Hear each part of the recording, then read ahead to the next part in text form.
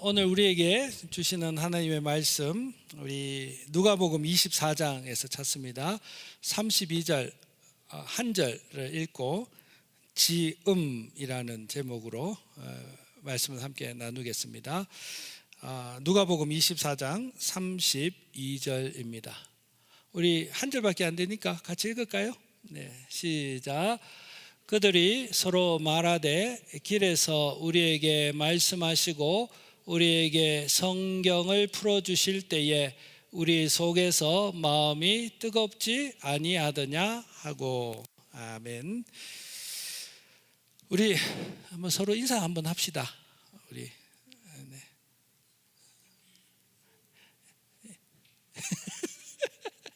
갑자기 인사하자니까 어색하죠. 근데 이게 한국에 가면 한 번씩 이렇게 합니다. 제가 교회 다닐 때 참 어색해 했거든요. 서로 인사하라 그러고 뭐 사랑합니다라고 이야기하고 뭐 이러면 참 어색해 가지고 미리 분위기 보고 화장실 도망도 가고 이렇게 했는데 여러분 반갑습니다. 여러분 오늘 날 너무 좋죠? 너무 좋죠. 아유. 저는 요새 여러분 너무 좋아요. 어떡하지? 오늘 제가 설교를 시작하면서 중국 이야기를 하나 하려고 해요. 전 중국 역사 잘 몰라요. 그러니까 그렇게 돼 있으니까 그 모양이다 하고 소개하는 거니까요. 제가 다 알아서 하는 건 아니고요. 춘추 시대 많이 들어봤어요. 고등학교 때 춘추 전국시대 뭐 이렇게 많이 들어본 것 같아요. 중국 춘추 시대에 아름다운 이야기가 전해 온다고 합니다. 그래서 그 이야기가 얼마나 아름다웠던지 오늘까지도 이제 전해주고 있죠. 아름다운지 안 아름다운지 한번 봐요, 여러분. 그 백아와 종자기, 사람 이름입니다. 백아라는 사람과 종자기, 이름이 종자기가 뭐야? 백아는 그래도 좀 괜찮은데 종자기는 뭐야? 하여튼 백아라는 사람과 종자기, 이 두 사람의 이야기입니다.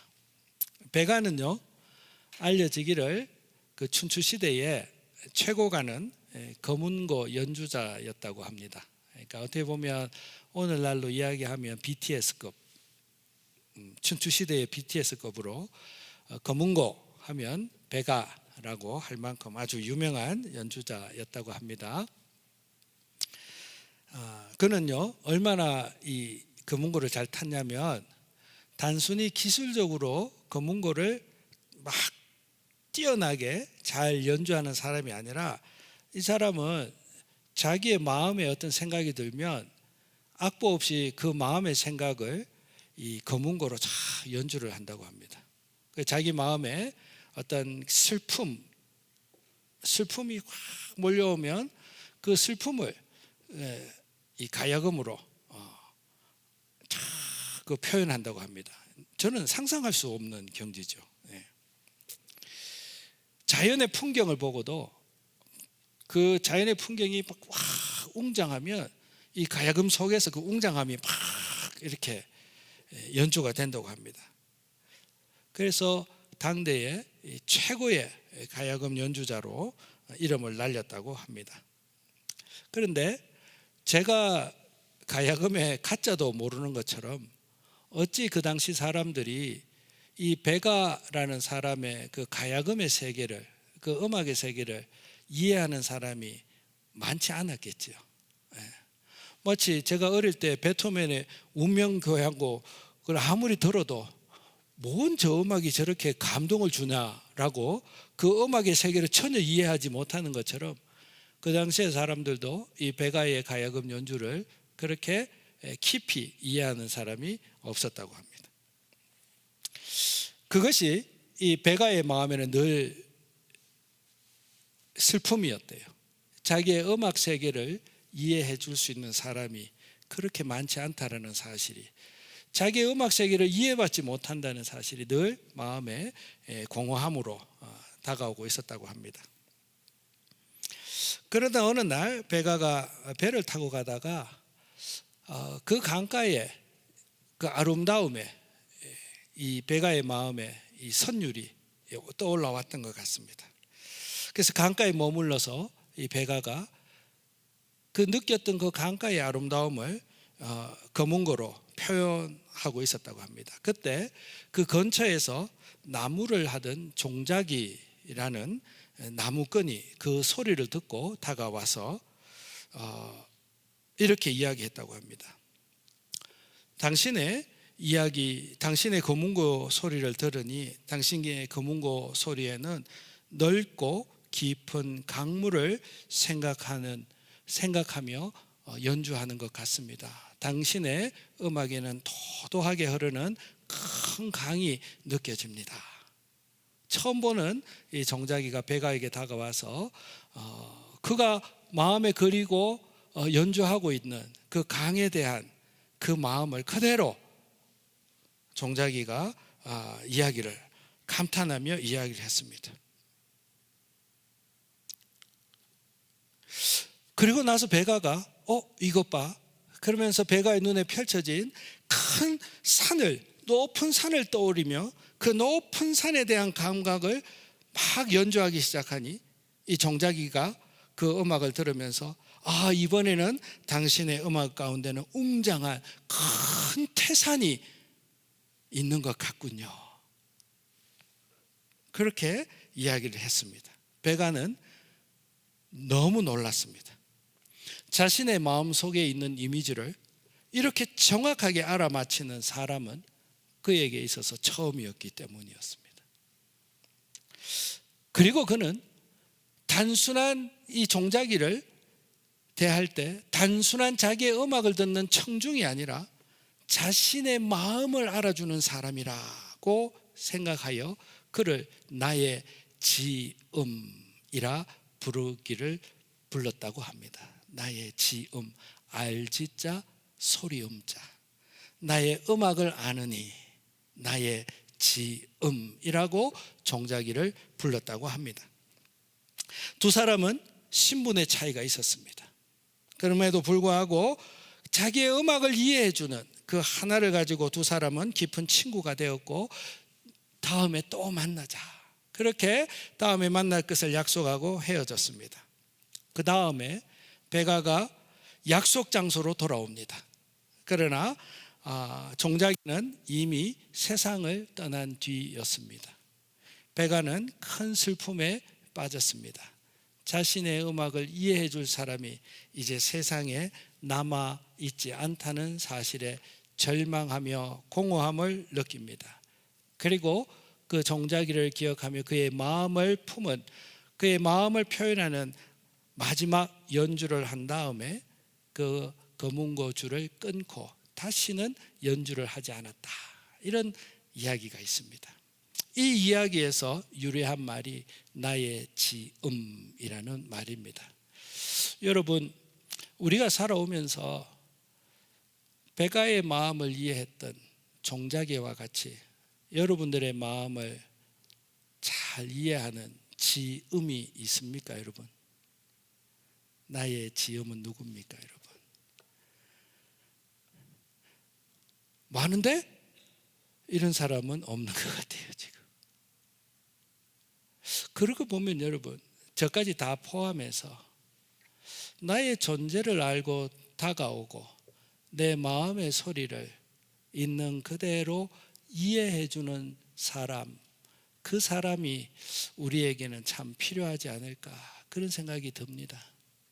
아무리 소리쳐도 100번 말해도 내 마음을 몰라주면 속이 천불이 난다 맞죠? 그러다가 포기하고 말죠. 아이고 치아라. 그런 마음이 우리에게 있습니다. 누군가가 내 마음을 한번 알아주면 속이라도 좀 후련할 건데. 여러분, 한 가지 이야기를 제가 좀 더 마음 알아줌에 대해서 한 가지 이야기를 더 하려고 합니다. 중학교 아이가 있었습니다. 중학교 아이가 좀 가정에서 스트레스가 많았던 모양입니다. 부모님의 사이가 별로 좋지 않았던 모양입니다. 그래서 그것이 이 중학교 아이의 마음에 그늘로 드리워졌던 것 같습니다. 어느 날 학교에서 그 아이의 어머니에게 이제 편지를 보냈습니다. 아들이 우울증이 심한 것 같습니다. 그리고 부모님이 아실지는 모르겠지만 아이가 우울증이 심해서 자살 충동까지 보이고 있는 것 같습니다. 그러니 빨리 전문가를 찾아서 아이를 한번 진단하고 상담해 보실 것을 권합니다. 라는 학교에서 편지가 왔습니다. 좀 힘이 들어 한다라는 것까지는 알고 있었지만 아이의 마음이 이렇게까지 무너져 있으리라고는 생각하지 못해서 그 어머니는 너무나 많이 놀랐습니다. 그리고 죄책감도 생겼습니다. 그래서 곧바로 그 편지를 받아들자마자 아이를 구하기 위해서 전문 상담으로 유명하다는 사람들을 찾고 청소년 정신과 의사를 찾아서 그 아이를 데리고 이제 다니기 시작합니다. 이리저리 수소문을 하고 아이 손을 잡고 이 병원에도 가고 상담도 하고 그렇게 동분서주하면서 시간을 보내었습니다. 그런데 병원을 함께 손을 잡고 다니기 시작하자 아이에게 이상한 일이 벌어졌습니다. 그 아이는 의사가 제공하는 상담이나 약물 치료는 완강히 거부했습니다. 그럼에도 불구하고 아이의 손을 잡고 병원을 이리저리 쫓아서 다닌 것뿐밖에 없는데 가는 병원마다 치료받지 않겠다, 약 먹지 않겠다. 그래서 이 병원 찾아가고 저 병원 찾아가고 아이의 손을 잡고 동분서주한 것밖에 없는데 아이가 변하기 시작했습니다. 아이의 태도가 눈에 띄게 부드러워지는 것을 보았습니다. 집에서 멀뚱멀뚱 앉아있던 아이가 어느새 엄마 옆에 붙어 앉기도 하고 엄마가 차려준 밥을 군소리 없이 먹으며 예전에 없던 다정한 눈빛도 보내고 있는 것이었습니다. 그로부터 시간이 흐른 뒤에 어머니는 아들의 진짜 속마음을 듣고 가슴이 먹먹해졌습니다. 아이가 정말로 좋았던 것은 유명한 의사의 진단도 세련된 상담 기법도 아니었습니다. 아이는 엄마와 손을 잡고 병원을 오가던 그 길을 기억하고 있었고 병원 근처에서 엄마와 함께 먹었던 돈가스가 너무나 맛있었다고 말했습니다. 무엇보다도 아이의 마음을 결정적으로 돌려놓은 순간이 있었습니다. 그 순간은 진료실에서 의사의 설명을 듣던 중에 엄마의 눈에 눈물이 고이고 눈동자가 파르르 떨리는 모습을 본 것입니다. 그때 아이는 자기의 마음속에 이런 생각이 들었다고 했습니다. 아, 우리 엄마가 나 때문에 이렇게 힘들어하는구나. 나는 우리 엄마에게 아무것도 아닌 존재가 아니었구나. 나는 우리 엄마에게 엄청나게 중요한 존재였구나. 이 마음이, 아이의 마음이 떨리는 어머니의 눈에서 흐르는 눈물에서 그 아이는 나는 우리 엄마에게 너무 중요한 존재이구나 라는 생각을 하게 되었다고 했습니다. 전문가의 100마디 말보다 자신을 걱정하며 흔들리던 엄마의 눈동자가 아이에게는 살아야 할 이유이자 가장 깊은 안식처가 되었습니다. 성도님 여러분, 사랑하는 사람의 문제를 해결해 주기 위해 정답을 찾거나 전문가를 수소문하곤 합니다. 하지만 마음이 아픈 아이에게 정말 필요한 것은 자신의 아픔에 진심으로 반응해 주는 누군가의 눈물 어린 눈동자입니다. 자신의 마음을, 자신의 속마음을 깊이 알아주는 자신의 지음을 만날 때 사람들은 힘을 얻습니다. 사람들은 회복합니다. 한 사람의 마음을 깊이 알아주는 것이 얼마나 중요한 일인지 모릅니다. 성도님 여러분, 오늘 우리 본문에서 저는 이 지음의 필요에 대해서 말씀을 좀 더 드리려고 합니다. 예수님께서 고난받으셨습니다. 왜요?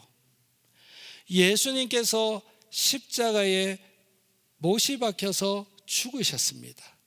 왜요?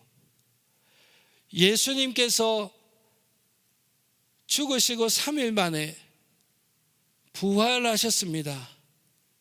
왜요? 부활하신 그 주님께서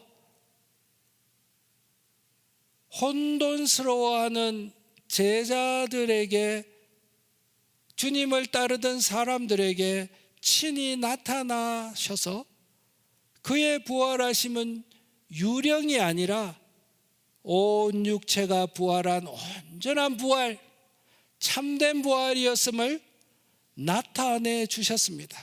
성경에 의하면 부활 후 40여일을 계시면서 혼란스러워하는 제자들에게 그의 부활을 직접 증거하고 증명하며 다니셨습니다. 왜요?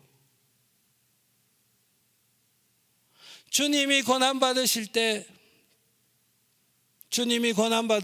어떤 마음이었을까? 주님이 십자가를 지실 때 주님은 어떤 마음이셨을까? 주님이 부활하셔서 떨리는 눈으로 예수님 앞에 다가오지 못하고 혼돈스러워하는 제자들을 바라볼 때 주님은 어떤 마음이셨을까? 주님이 친히 나타나셔서 그가 부활하신 것을 자기의 손과 못자국을 보여주며 창에 질린 옆구리를 만지게 하면서까지 그의 부활을 증명하려 하셨을 때 우리 주님은 마음은 어떠셨을까요? 여러분, 우리는 주님의 마음을 한번 헤아려 본 적이 있습니까? 어떤 마음이셨을까? 우리는 과연 우리 주님의 지음으로 살아가고 있습니까?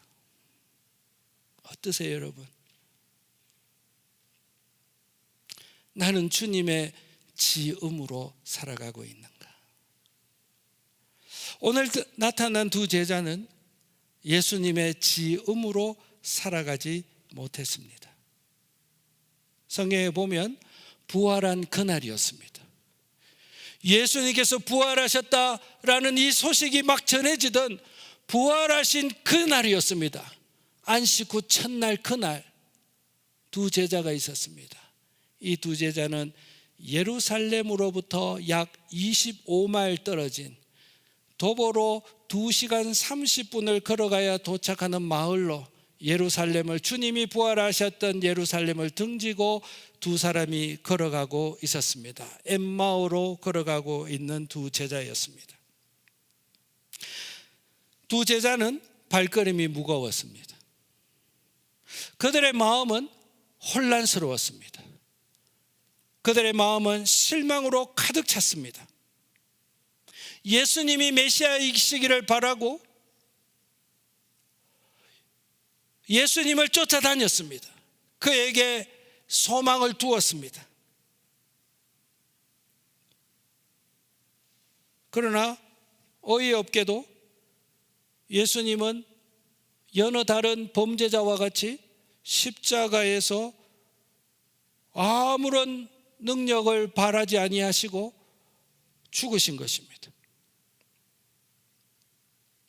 그 사건은 예수님에 대한 모든 기대를 무너뜨리기에 충분했습니다.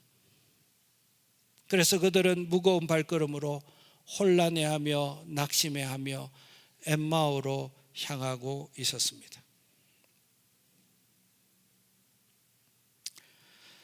그들에게 한 사람이 다가왔습니다. 그리고 그들에게 물으셨습니다. 무슨 이야기를 그렇게 하며 슬퍼하며 혼란스러워하는가? 두 사람이 발걸음을 멈추었습니다. 그리고 답답하던 듯이 그 사람을 바라보며 이렇게 이야기했습니다. 당신은 요즘 예루살렘에서 일어난 일을 혼자만 모르고 있나?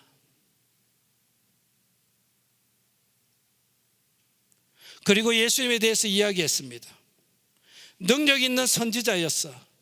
그러나 죽임을 당했고, 죽임을 당한 것까지도 너무나 실망스럽고 황망한데, 이제는 그 무덤이 비었다라는 흉흉한 소문까지 나돌고 있어. 이게 어찌된 일인가? 너무 혼란스럽고 너무 두려운 마음이 들어. 이렇게 마치 그 사람이 예루살렘에서 일어난 일을 모른 것처럼 그렇게 설명을 해 주었습니다. 그 사람이 그들에게 물었습니다. 이렇게 말씀했습니다. 미련하고 선지자들이 말한 모든 것을 마음에 더디 믿는 자들아, 그리스도가 곧 네가 기다리던 그 메시아가 예루살렘에서 죽고 부활하셨다는 그 나사렛 예수처럼 고난을 받고 자기 영광에 드러나야 한다는 이 사실을 구약에서 그렇게 말하지 않았니? 심지어 그분도 살아계실 때에 자기가 이 땅에 메시아로 오셨고, 그의 메시아는 온 인류의 죄의 짐을 지고 온 인류 대신에 죄지의 죄값을 받고 사망 권세를 깨고 부활하셔서 너희들의 산 소망이 되리라고 그분들께서 말씀하셨는데, 선지자들이 말한 것을 더디 믿는 자들이요 하면서 예수님께서 드디어 그들에게 길을 걸어가시면서 2시간 넘게 길을 걸어가시면서 구약에 대한 이야기를, 메시아에 대해서 이야기한 구약에 대한 이야기를 펼쳐놓고 이야기하십니다. 그들의 마음이 뜨거워진 것 같습니다. 그들의 눈이 뜨여지고 있는 것 같았습니다. 아, 그렇군요. 창세기에 여자의 후손으로 오실 이가 뱀의 머리를 부순다고 했던 그 구약의 이야기가 예수님의 이야기였군요. 우리 민족이 애굽에서 출애굽할 때에 어린 양을 잡아 그 피를 문설주에 바른 집은 구원 얻고 넘어갔다는 유월절을 셀러브레이션 했는데, 그것이 예수 그리스도의 죽음과 연관이 되는 것이군요. 우리의 영원한 왕이라고 여기는 다윗의 이야기로는 죽은 자가, 거룩한 자가 죽어서 썩지 않겠다라고 말했던 그 이야기가 부활하신 예수의 이야기셨군요. 이사야 선지자가 이야기했던 그가 찔림은 우리의 허물 때문이고 그가 상함은 우리의 죄악 때문이고 그가 징계를 받음으로 우리가 평화를 누리고 그가 채찍에 맞음으로 우리가 나음을 입었도다. 우리는 다 양 같아서 그렇게 행했지만 여호와께서 우리 모두의 죄악을 그에게 담당시키셨다라는 그 말씀이 예수 그리스도의 십자가 사건으로 성취되신 것이군요. 주님은 구약 성경 전체가 예루살렘에서 이틀 전에 죽었던 예수 그리스도 곧 자신을 증거하는 내용임을 길을 걸어가시면서 그들에게 설명해 주었습니다. 그들의 마음이 뜨거워지기 시작했습니다. 그들의 마음이 뜨거워지기 시작했습니다. 어느새 엠마오에 다다르고 있었습니다.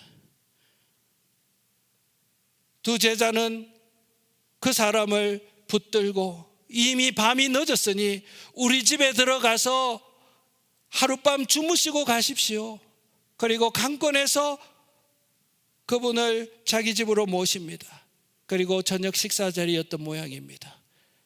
주님이 떡을 떼실 때에 그들의 영안이 밝아집니다. 주님이시구나. 부활하신 주님이시구나. 엄청난 충격에 빠졌습니다. 말씀하신 대로 부활하신 그 주님께서 우리에게 나타나셨구나. 주님이시구나. 그러자 주님은 그들의 눈에서 사라지셨습니다. 제자들은 엠마오에 머무를 수가 없었습니다. 다시 걸어왔던 그 길을 반대로 예루살렘으로 뛰어가서 이들 또한 주님이 우리에게 나타나셔서 두려워하던 제자들에게 예수의 죽음을 전하는 제자들로 그들은 바뀌어 버렸습니다. 성도님 여러분, 이 말씀을 보면서 저는 이런 생각이 들었습니다. 그렇구나. 우리의 마음이 뜨거워지려면, 예수님에 대한 우리의 사랑이 뜨거워지려면 예수의 마음을 아는 지음이 되어야 되는구나. 예수가 이런 일을 하셨어, 예수가 저런 일을 하셔서 그것을 아는 것은 지음이 아닙니다. 주님은 왜 그렇게 하셨을까? 주님은 왜 그렇게 말씀하셨을까? 이 일을 하셨을 때 주님의 마음은 과연 어떤 마음이셨을까? 그 주님의 마음을 알 때 우리는 성경 텍스트의 인포메이션을 넘어서 우리를 향하신 주님의 마음을 알아 우리의 마음이 뜨거워지게 되는 것입니다. 베가와 종자기의 이야기, 어린 중학생의 이야기를 통해서 또 우리의 경험을 통해서 사람은 자기 자신의 마음을 알아주는 사람을 만날 때 무엇보다도 바꿀 수 없는 기쁨을 얻는다는 것을 우리는 압니다. 여러분, 우리가 예수님을 기뻐하는 이유 또한 우리가 기도하며 찬송할 때에 주님이 내 마음을 아신다라는 그 생각과 주님이 내 마음을 알아주신다는 그 경험이 있기 때문에 우리는 주님을 기뻐하고 주님을 사랑하는 것 아닙니까? 기도할 때 내 마음을 아심을 우리는 경험합니다. 우리가 찬송하고 예배할 때 깊은 내 마음을 터치하시는 주님을 우리는 경험합니다. 다른 사람은 내 마음의 깊은 것을 알지 못하지만 왠지 기도하고 찬송할 때 왠지 내 마음을 터치하시는 그 주님을 경험했기 때문에 우리는 오늘까지도 주님을 사랑하고 주님을 기대하고 주님을 따라가는 것 아닙니까? 우리는 주님의 마음을 알아갈 때에, 주님의 지음이 되어져 갈 때 우리는 주님을 더 깊이 사랑하게 되어지는 것입니다. 그러므로 사랑하는 우리 주원 가족 여러분, 두 제자의 혼란스러운 마음을 아시고 주님이 친히 그들과 함께 동행하시며 그들의 혼란한 마음을 성경을 풀어가면서 그들의 혼란한 마음을 알아주신 것이 우리 주님이십니다. 우리 주님은 우리가 하나님 앞에 나아갈 때에 우리의 마음을 알아주실 것입니다. 말씀을 통해 우리의 마음을 터치하시고 만지시고 위로하실 것입니다. 소망도 주실 것입니다. 지혜도 주실 것입니다. 주님은 그렇게 세밀하게 우리의 마음을 만지시고 우리의 마음을 터치해 오셨습니다. 앞으로도 그렇게 하실 것입니다. 산성도님 여러분, 이제 우리의 시간입니다. 부활하신 주님께서는 지금도 영으로 살아계십니다. 우리 주님은 어떤 마음이실까? 오늘 우리 주님은 나를 바라보시는 우리 주님의 마음은 어떤 마음이실까? 주님이 내 가정을 바라보실 때 주님의 마음은 어떤 마음이실까? 우리 교회를 바라볼 때 주님의 마음은 어떤 마음이실까? 내가 함께 일하고 내가 함께 동역하는 내 직장 사람들을 바라보며 주님은 저들을 바라볼 때 우리 주님의 마음은 어떤 마음이실까? 주님, 당신의 마음이 혹 이런 마음 아니실까요? 우리가 그렇게 주님의 마음을 알아줄 때 우리 주님도 너무나 기뻐하실 것입니다. 사는 성도님 여러분, 우리 오늘 지난 주일날 우리 부활 주일을 우리가 함께 축하했습니다. 부활로 끝이 아닙니다. 부활하신 그 주님은 지금도 살아서 우리 가운데 계십니다. 살아계시는 그 주님과 더불어 우리 자신이 지음이 되어 살아가기로 소원하는 오늘 우리 주원가족 성도님들 한 분 한 분 되어지시기를 바랍니다. 그가 내 마음을 알아주시는데 나 또한 주님의 마음을 알아가는, 주님의 마음을 알아주는 주님의 마음을 이해하는 우리 주님의 지음으로 내 인생 아름답게 살아가리라 조용히 결심할 수 있는, 또 그렇게 지음으로 살아가는 저와 여러분들 되어지시기를 주님의 이름으로 부탁드립니다. 우리의 생이 그 거룩하신 주님과 더불어 지음의 관계로 우리의 삶이 쓰여진다면 얼마나 멋진 인생이 되겠습니까? 돈 주고도 살 수 없는 인생이 우리 주님의 지음으로 살아가는 인생입니다. 우리 함께 기도하고 우리 함께 소원하면서 주님의 지음으로 살아가는 우리 주원가족들 되어지시기를 바랍니다. 찬송하며 기도하겠습니다.